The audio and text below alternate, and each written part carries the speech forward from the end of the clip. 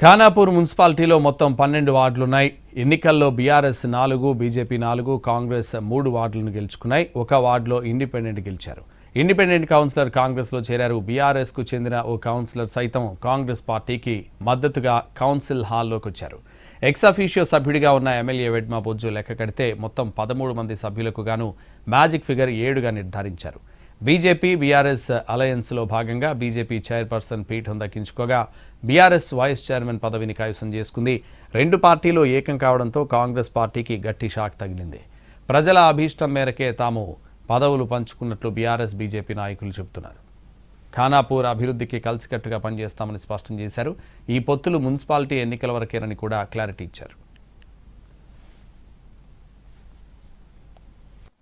జరిగిన మున్సిపల్ ఎన్నికల్లో బీజేపీ పార్టీకి 4 కౌన్సిలర్లు, టీఆర్ఎస్ పార్టీకి 4 మరియు కాంగ్రెస్ పార్టీకి 3 కౌన్సిలర్లను గెలిపించి ఒకరిని ఇండిపెండెంట్ గెలిపించారు.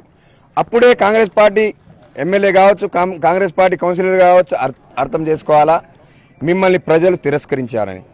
కానీ నువ్వు నీ తిరస్కరణను ఒప్పుకోక, ప్రజాభిప్రాయాన్ని ఒప్పుకోక, ప్రజాస్వామ్యాన్ని ఖూనీ చేస్తూ టీఆర్ఎస్ పార్టీ కౌన్సిలర్లను ఎత్తుకుపోయినావు, ధర్మం తప్పినవు.